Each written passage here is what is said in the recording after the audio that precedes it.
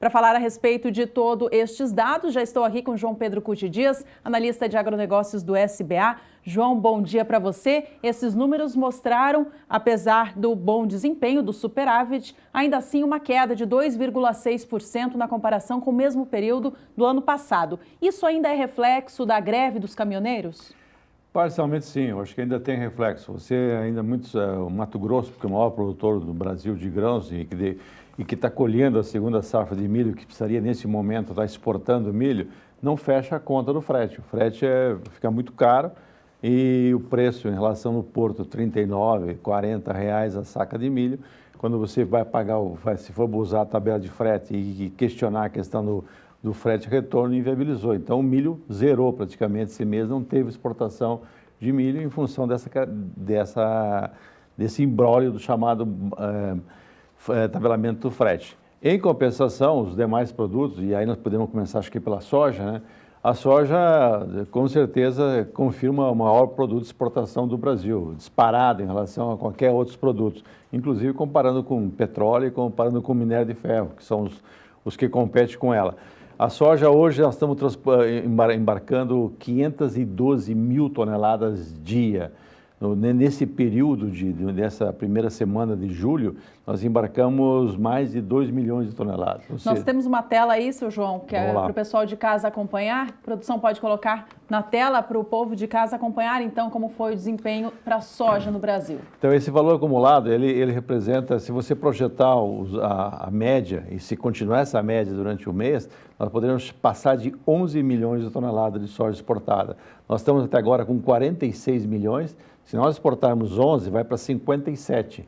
Mesmo assim, ainda falta 15 milhões para atender. Ainda está longe. A expectativa. O USDA trabalha com a hipótese que o Brasil vai exportar 72 milhões de toneladas. Grande parte dessa soja, mais de 60% dela, é com destino à China. Parte disso tem a ver com a quebra da safra da Argentina, João? A safra da Argentina impactou, o argentino não exporta muito grão, ele exporta muito farelo e óleo, ao contrário do Brasil, que exporta praticamente, em grande parte do sul, é grão.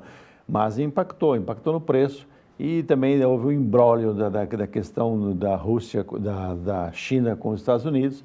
A hora que o Trump colocou tarifas extras em produtos chineses, eles retalharam, colocaram em cima de soja.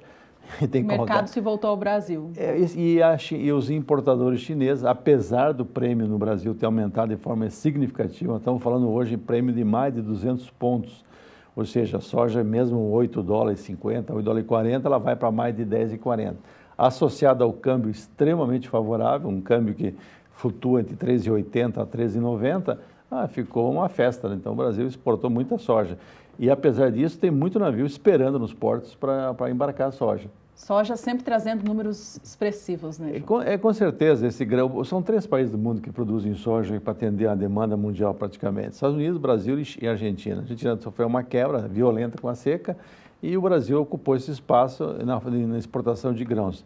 Agora, uma coisa interessante na soja, Juliana, é que você começa a ficar cada vez mais claro a importância da multimodalidade, ou seja, o caminhão fazer um trajeto menor, 400, 500 quilômetros, passar para um terminal ferroviário ou para um terminal hidroviário. No Mato Grosso, ele faz mais de 1.000 quilômetros, mas leva para Miritituba embarca, carrega em direção ou a Barcarena ou Itacoatiara, ele transfere para um navio oceânico. No Centro-Oeste, você tem muito hoje Rondonópolis, um grande polo que recebe grãos de várias regiões do Mato Grosso, embarca e vai com direção a Santos. Aqui no Mato Grosso do Sul, nós tínhamos um terminal que ficou 12 anos desativado, que é Chapadão do Sul.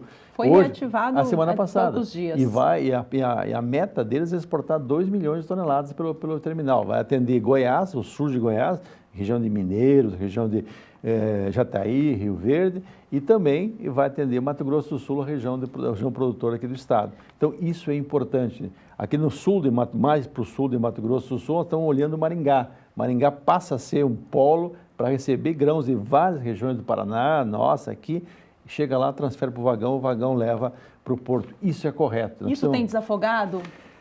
Agiliza o processo, você não vê mais aquelas filas de caminhões em Paranaguá, em Santos, porque um comboio ferroviário ele leva equivalente a 60, 100 vagões, 100 carretas, 100 bitrens, mais até que 100, 150 bitrens. Então é muito mais prático o processo. Chega lá no porto, não é 150 notas para verificar, é uma fatura que passa, é mais rápido, agiliza o processo. E é mais barato, é uma solução muito mais lógica, muito mais racional. Você, em vez de transporte, e o vagão, ele vai, é muito mais fácil ele voltar vazio. São 2, 3 locomotivas que trazem comboios de até 90, 100 vagões. João, como que foi o desempenho do Complexo Carnes na primeira semana de julho? Isso é uma coisa que nós precisamos discutir aqui no canal e nós estamos tentando descobrir o que está acontecendo. Junho foi um desastre essa carne. A nossa carne bovina, não sei se dá para puxar a tela da carne bovina, a carne bovina nós exportamos 2.700 toneladas no mês de junho. Essa aí é o carne bovina. Carne bovina. Esse mês passou para 7.000 toneladas dia, ou seja, mais que dobrou, deu 168% de aumento. Em relação ao ano passado, isso... em relação ao ano passado, com certeza, uns 40% maior. Ano passado nós estávamos trabalhando com 5.000 toneladas dia. E a que se deve toda essa expressão? Essa é uma coisa, é uma bela pergunta. Nós estamos tentando ver com a BIEC, tentando ver com o que aconteceu. Primeiro, por que caiu tanto em junho? Porque agora subiu tanto. Não existe uma lógica muito nesse processo. Talvez erros de números? Ou mudança de metodologia para fazer o registro das exportações, porque não é lógico, não houve nenhum fato novo, não se restabeleceu as vendas para a Rússia, não se restabeleceram as vendas para os Estados Unidos de carne in natura. E com esse número, se permanecer esse número ou alguma coisa próxima a isso, nós estamos falando em mais de 120.000 toneladas no mês. Se você olhar as exportações de janeiro a junho, as exportações de carne congelada tinham caído 2%, em função do desastre que foi em maio e junho, tanto em função da greve dos caminhoneiros, como principalmente por causa da greve dos caminhoneiros.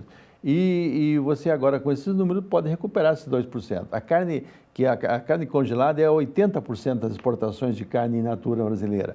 20% é a carne refrigerada, sem osso. Essa é uma carne mais cara, é uma carne que vale mais no mercado internacional. Essa tinha aumentado 30% das exportações dessa carne. Com certeza, agora, com esses números, vai melhorar mais ainda. Então, se esse cenário continuar no mês de julho, é bem provável que a gente volte a ter um aumento considerável em relação ao passado. Nós comentamos aqui há poucos dias atrás que o USDA tinha previsto um aumento de quase 10% para o Brasil, 9%. É possível que a gente cumpra isso. É importante? Nesse momento que você tem uma oferta maior de gado, especialmente fêmeas que são descartadas, é importante que a gente aumente as exportações. Em relação ao setor da suinocultura, como que foi o desempenho? É uma coisa, vamos pegar a tela ali, você vai ver, ela vinha com aumentou mais de 139%.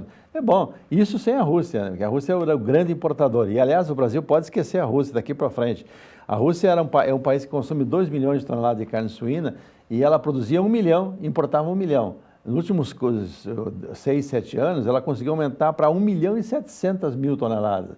Ou seja, ela está só importando 300.000 toneladas. Está reduzindo cada vez mais. Mas e ela vai colocar dificuldades, como colocou, embargou, que obrigou o Brasil a importar trigo deles, uma série de coisas. A Rússia fornece muito para o Brasil produtos químicos, especialmente fertilizantes. O MAP russo tomou conta do mercado de fertilizantes no Brasil. Mas mesmo assim eles estão brigando. Eles querem, agora eles vão ter que achar um jeito de colocar cotas, de embargar, criar barreira, porque eles estão chegando quase na autossuficiência de carne suína. A expectativa do Brasil em relação a isso é que o mercado chinês possa absorver esse volume que a Rússia não importa.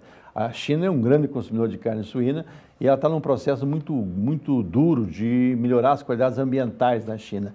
Se você olhar toda a área leste da China, que vai de Hong Kong, Xangai, indo até próximo ao norte, né, até a capital de Beijing, aquela área está muito poluída. Então, eles estão criando dificuldades, exigindo maior controle de dejetos suínos e, consequentemente, houve uma queda na produção de carne suína. Então, por isso, eles precisam importar mais. O Brasil é o grande fornecedor. Aliás, o Brasil, quando precisar de alimento no mundo, procure aqui no Brasil.